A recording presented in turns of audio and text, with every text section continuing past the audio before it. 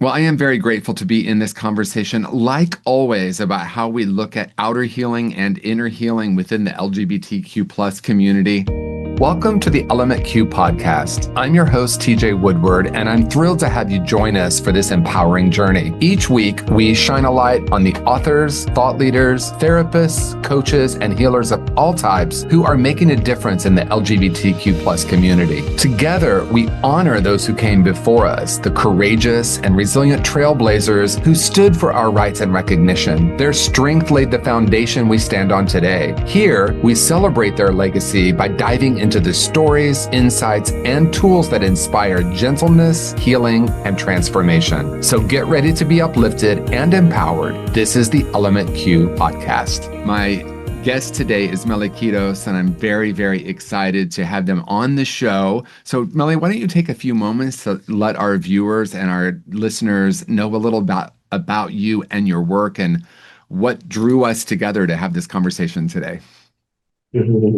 Yes, TJ, thank you for introducing me and for having me. I just always appreciate being in conversation about what it means to be on a path of healing. And so, like TJ said, my name is Mely Quiroz, pronouns are they, he, él, and I am currently full-time in my role as a gender-affirming care coordinator at UC San Diego, and co-founded the STRIDE program, which is Services for Trans, Intersex, and Gender Diverse Experiences. And part of what led me into this role is my clinical work working with gender diverse populations, and particularly how much more of a microscope it's felt like we've been under, at least like our care as trans people. And so realizing that I have an important responsibility to continue the advocacy work that has allowed us to access care that is currently under attack for youth and for folks serving in the military and the greater trans population in the US. I'm passionate about my work with LGBT migrants who are at the margins of our margins and often fleeing persecution in a pursuit of being able to live authentically in the country that says it's open to immigrants who are seeking refuge and asylum. And so all that to say, I'm also a therapist in private practice, and I primarily serve trans non-binary folks, although I'm open to working with all folks of the LGBT community.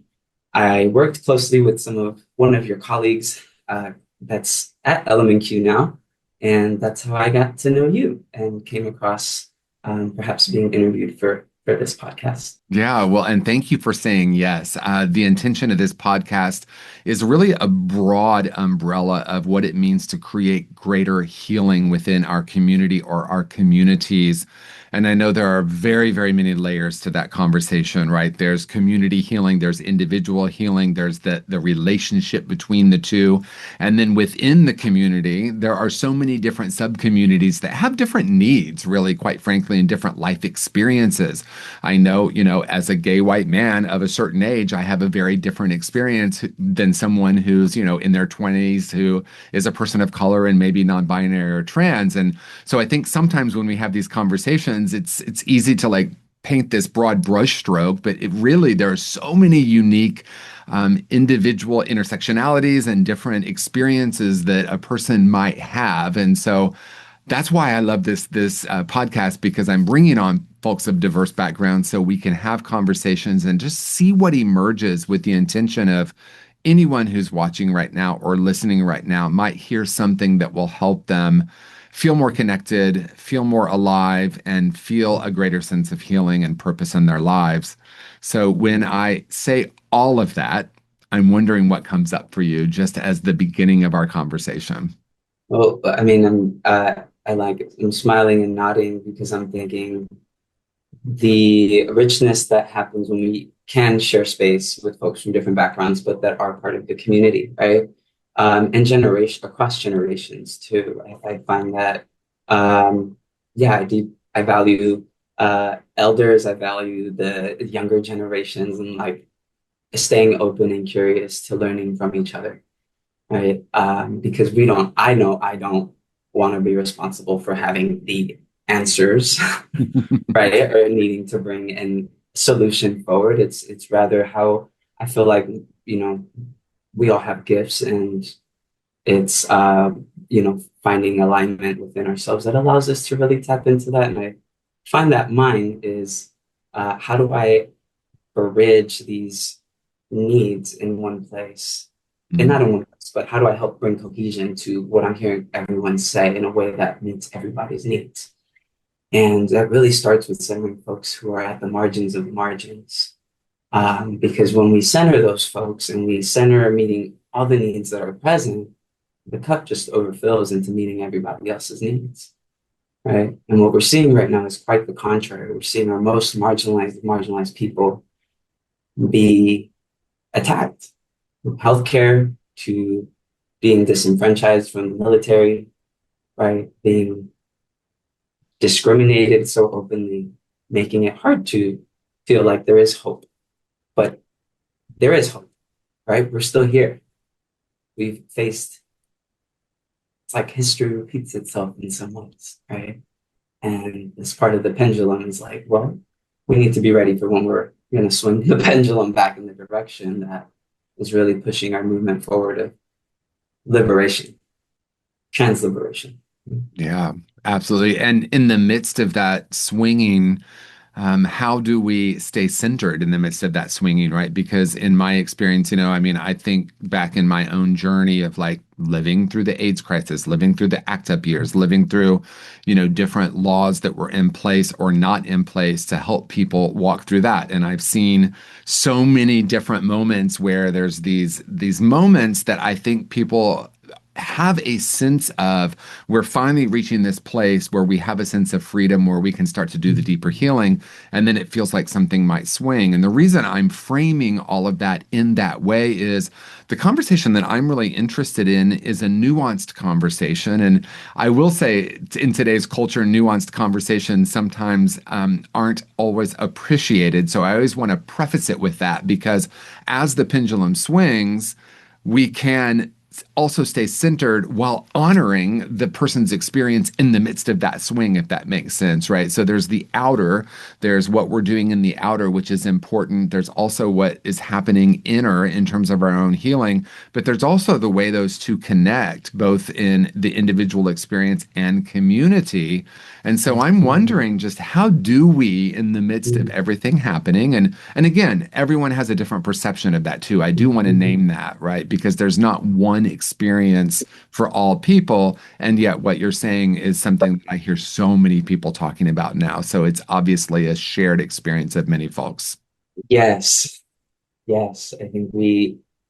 I can say I both have felt extremely alone. And then when I start to share even just a little bit, I'm realizing, oh, actually, I'm not alone. And you would think I'd know this by now from, I'll have grace on myself. But the reality of our suffering is that we're intertwined, we're interconnected. So if I'm suffering, the likelihood of somebody else feeling even my suffering is very likely, let alone they're probably able to relate to it in some way, shape, or form, if not now from something in the past, right?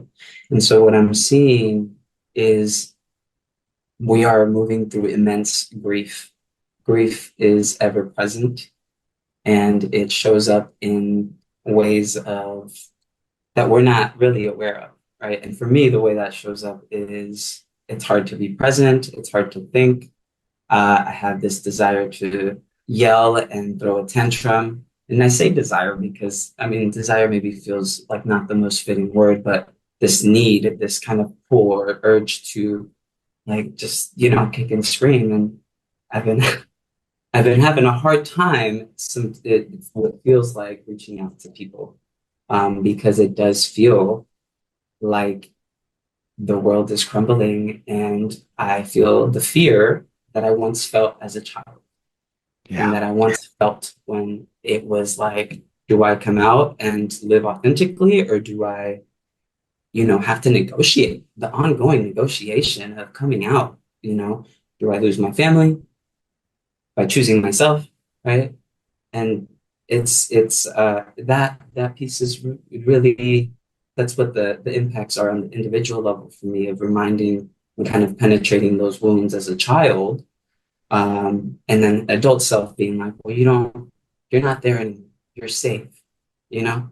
Adult me, sorry. Adult me telling child me, like, hey, buddy, you're gonna be okay. Like this is a state of fear that your body's now trying to protect you from. And so what do you need to remind yourself that you're actually safe now? So for me on an individual level, yeah, sorry, No, should I I mean, pause there? I just love everything you're saying because you're pointing to something that I think is at the root of this, because there's what's happening, whether that's in my little world that seems small or this bigger world that I feel I'm sometimes a part of and sometimes not a part of, right? The degree that I feel connected with what's happening or what isn't happening. But what you're speaking to is so vital because it's touching something within me, and I'll just say it in the I might have something that feels unhealed, or there's a deeper level of healing that is being called forth. I love what Don Miguel Ruiz says. He says, "It's not your words that hurt me, it's that you've touched an unhealed wound." And I Mm, add to that to say the wound is getting touched because it's an opportunity to heal. The nuanced mm, conversation is I'm not saying what happened is okay or not okay, but the deeper reaction is actually the wound that's getting touched. So, mm, yes, we tend to the outer, we tend to the community, and then we tend to that wound. And I love that you're pointing to this inner child work because, we've heard this a lot. If it's hysterical, it's historical, right? So if I'm having a big reaction or a response to something, yes, it is what's happening. We're not going to minimize that.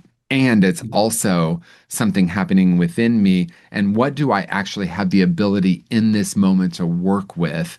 And then the mm, adult me, to the, if we call the adult me an adult, right? To the best of my ability, starts to talk to that wounded self. And, for myself and in my work, a lot of times when we start to do this deeper inner child work or looking at our own wounds, not just what's happening, but what's happening internally, sometimes it's about reconnecting with our younger selves. So through addiction, through a mental health issue, through even rage, right? I might have abandoned that wound or tried to protect it by an outward focus, which is all really understandable. And then there's these moments where we get to, and sometimes it doesn't feel like I get to, but truly do get to do that deeper healing. mhm. Yes. Yes. Thank you for breaking it down that way. I really appreciate the part of how, although it can be activating and destabilizing when a wound is penetrated or activated, triggered, poked at. It does raise that opportunity, right? Of, oh, am I going to react again in the ways that I'm very familiar with in my pattern? Yeah. And for me, I was socialized as a woman, and we weren't allowed to be mad. And Hmm. as I'm born in San Diego, but my family's from Guerrero, Mexico. And so it's a part of Mexico where, we're darker brown Mexicans.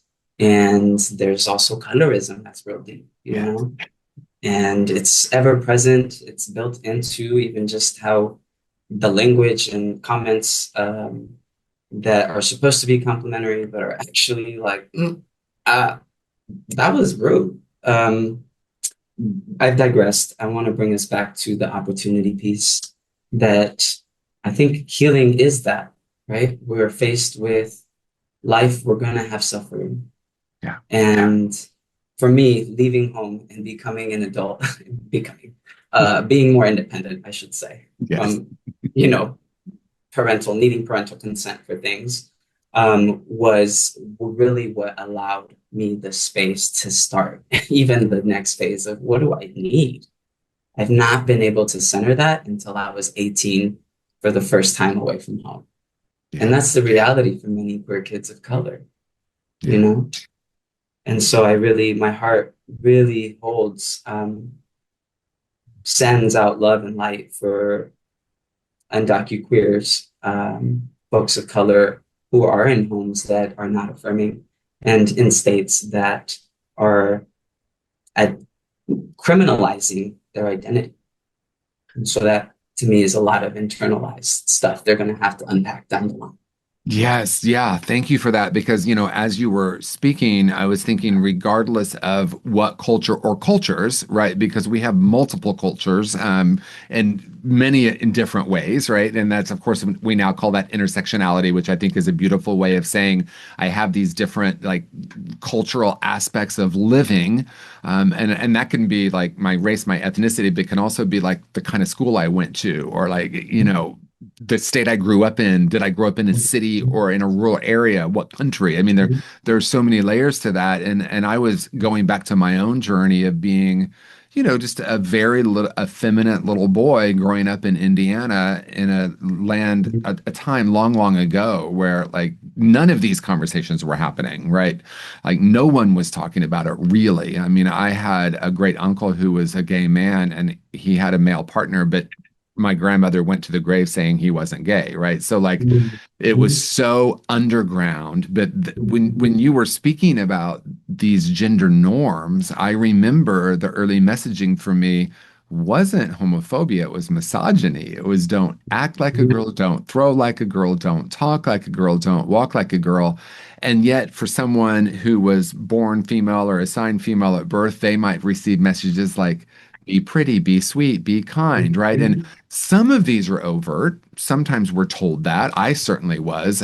Not quite so much by my parents, but certainly by like the culture, like at school. I could go on a long time about that, but we absorb that, right? Sometimes it's not even spoken, and there's so many layers that contribute to how the deeper work to me is how we ultimately view ourselves. How did I view myself because of that? Yes, it's important in some ways to unpack all of that and to look at the systems that create it. But now the wounds are mine that I've absorbed and I've created this point of view that has become my operating system. And for me, whether we call it recovery or therapy or wellness, a wellness journey, mental health, it's about, for me, honoring that, but also doing the healing because ultimately I'm the only one that's going to do it for myself. And we do it in community, but ultimately I get to do that for myself. Yes. Yes, I think what really sticks out in for me, if I can share some of the ways in which I've chosen the opportunity to do the right thing for myself, Mm. even though it's hard because my trauma patterns are very disorganized and left with, choosing different in a state of reaction, right? How do I choose different from my reactional state when I'm activated? And that starts with taking space. Mm. And do I need any somatic work? Do I need to bring the body in to help me release some trapped heat or some energy? And usually I turn to acupuncture or some breath work for that. And that's been those tools I really like to bring into my work with folks as I want to boost their own self agency and autonomy and knowing that they can access this when they need it, because that's the breath that's helped me stay grounded in some of these important meetings where my voice needs to be heard and I don't have the opportunity to pass and choke, right? And so I I really somatics are something I'm really passionate about, and healing and using not using, but um, incorporating the body as a source of information, but also as a source of a medium which we can receive and let go, you know? Yeah, and one of the things that you were pointing to, and you didn't use this word, but through my own lens, what I was hearing when I was thinking about all of my strategies that I developed for survival at such a young age, and for so long, I wanted to get rid of those strategies. Like, oh, I shouldn't be reactive, or I shouldn't be angry, or I shouldn't uh, be shut down. 'Cause shut down was a big one for me, right? When we think about fight, flight, or freeze, right? My body, partially because of sexual trauma, but partially because of the other things that we were talking about, I would notice myself fading away or checking out. And I spent so long trying to change that. And at one point, I realized that self-compassion and being curious we hear being curious a lot Mhm. now, and I'm not talking about like, oh, I'm just going to learn to be curious, but genuinely have some Mhm. compassion for like, how does a 7-year-old survive that, right? How did my 9-year-old survive that? There weren't a lot of external resources, and so I did the Yeah. best I could, but it's not an intellectual process because it was an automatic response, right? And so when you were talking about the reactivity and the automatic, you didn't use this word, but for me, it was like an automatic way of responding. Mhm. Self-compassion was such a big part of that, especially in the beginning of healing it. Yeah, and how do we access self-compassion when we're in the climate that we're in? Well, And I say that more generally, right? yeah, but how do we? I just came from a Juneteenth celebration and movement, dance, music, drumming, um, celebrating culture, uplifting and centering queer folks, queer Black folks who have made it possible for us to even be here and continue the good fight that is liberation of gender and sexuality and, basic needs. Yeah. Birthright to live a happy life, period, right? Like that is what we're in the pursuit of. And as much as I shared earlier, I've been wanting to isolate and I'm afraid there is we're complex beings. I can hold joy, love, and continue to do the right work and also be afraid, um, and anxious and vigilant, right? And so I realized that like, even though it's hard for me, I need to be in these spaces. I need to be around people and feel the energy in the space, see the smiles, smile, and laugh when I'm really having a hard time switching it back to let's not be so apathetic, Melly. I need laughter or a Well, good cry when you or were both. talking about the somatic piece of that, I'm imagining all of that also has something to do with how you're relating to your own body, right? Because when I'm in the state of fight, flight, or freeze, regardless of what state that is, there's something that's happening in the nervous system that's trying to protect something.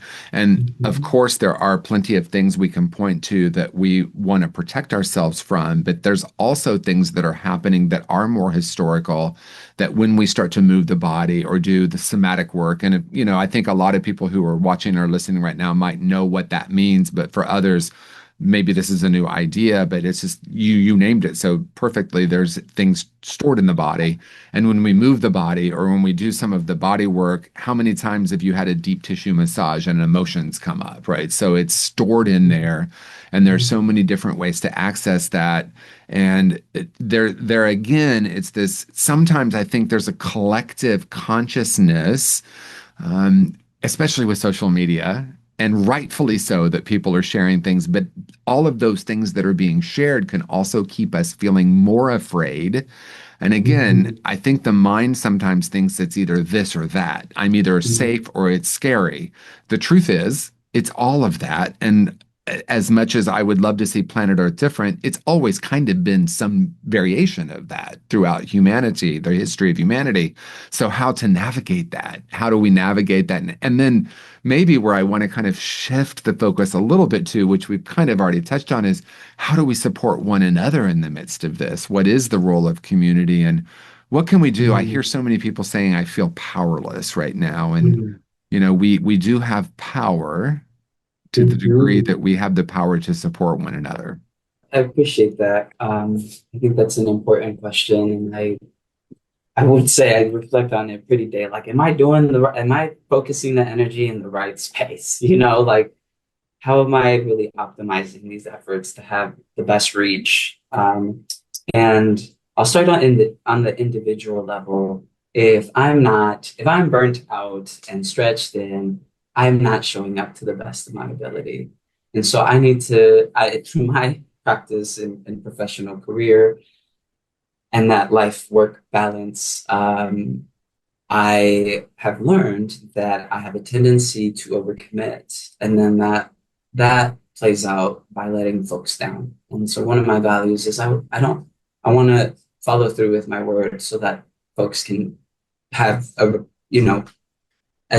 trusted sense that they can rely on me, right? With the flexibility of life happens.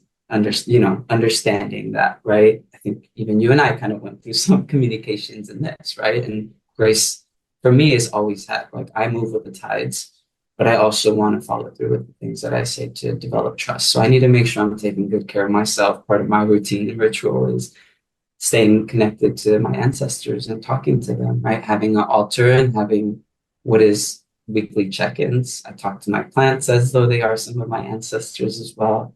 I get my hands in the dirt a lot. Mm. For me, on an individual level, therapy, acupuncture, mobility work, 20 minutes in the morning, waking my body up. I do some yoga, which allows me to incorporate that breath to movement. So I'm really in my body trying to stay grounded and connected because it guides me. It is a source of information and intuition. And it's pretty spot on when I'm able to stay connected. Mm.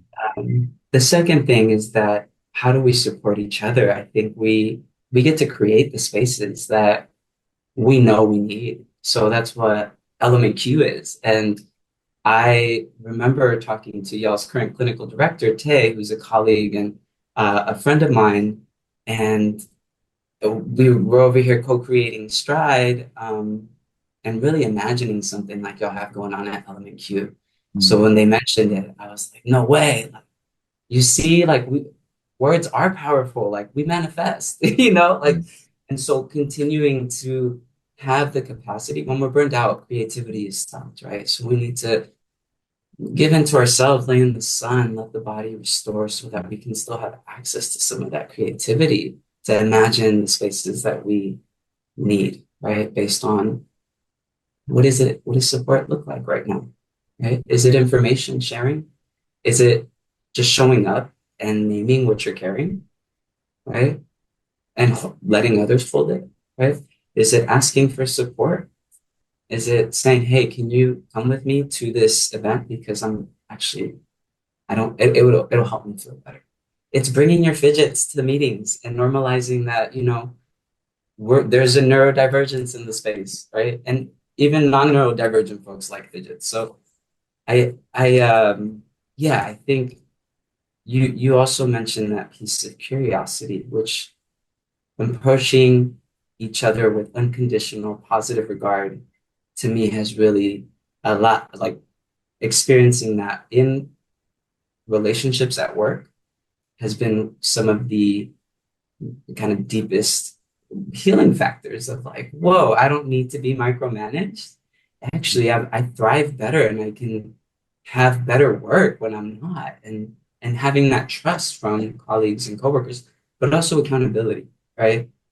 It's not just trust to go do whatever. I have folks that I'm accountable to and are relying on me, right? And so um, I think for the individual level and the collective level and how we support each other is having that unconditional positive regard for each other and assuming the best, knowing that we are doing our best, right? It can be quick to this happened. Oh my gosh, this person doesn't care about, X meeting or da da da da, fill in the blank, right? Let's reflect on what it is about society that's having us jump to that being the first assumption of what's going on with this person rather than, wow, they're queer and trans and, there was, I don't know, an ICE raid in their neighborhood. Makes sense maybe why they had to miss work. Wow, I have been loving this conversation. Believe it or not, we're actually coming to a close here. We try to keep it around 30 minutes, even though I know we could probably go another 30 easily. In a moment, I'll ask you if you have any closing thoughts, but I just want to express gratitude to you for your willingness to be open and vulnerable. And really, I appreciate where this conversation went and also where it didn't go. Like I really love what can happen when we just come together and be co-curious. That's my new thing. Let's be co-curious, which is something that has proven to be very rich for me. So I'm wondering if you do have any closing thoughts for our viewers or listeners. Most definitely. I haven't had the opportunity to check out the podcast quite yet, but I wanted to hear, based on what you've done already and even just your own personal, professional experience, what are the ways you would perhaps share you've seen work as far as what we can do to support each other? Well, I think having these conversations is a big part of it. I know for myself, um, having been in behavioral health for almost 20 years and also in recovery for almost 40 years, my experience is a very interesting one in the relationship between what's happening in the world and what's happening in the inner world, and how to honor both, and Mhm. knowing that the deeper work is really what is going to create true freedom, which Mhm. doesn't mean we're not doing the work in the outer. That there's something that has shifted for me when I'm not in my woundology. I use Mhm. that phrase. My friend Temple Hayes coined that phrase, and I love it because for so many years, I felt so hurt and wounded and so Mhm. afraid that it's all I could see in the world. And as I did more of my own healing, I started to see more healing in the world as well. And the reason Mhm. I'm saying that in response to your question for me, which I love, is I think having these conversations and gently reminding each other that we are very resilient and we are very strong, and at the same time, to honor and to hold space for all parts of self, the part that is afraid, the part that is strong, the part that is hurt or angry, the part that feels unhealed at any given moment. And Mhm. so the way I think we help one another is a version of what you're saying about, the positive regard, because for me, it's like to be able to see something beyond just the wounds in each other is such a Mhm. big part of healing. So one of the reasons that I feel so passionate about this particular podcast is I do see our community walking through a lot of wounds. And of course, I understand them. And then how Mhm. can we provide a space of connection, Mhm. because you mentioned connection a few times, and I think that to me it's the first step in healing: connection with self, connection with others. Mhm. Thank you, TJ. Really appreciate that. And I'm excited to tune into some more episodes, actually. Yeah.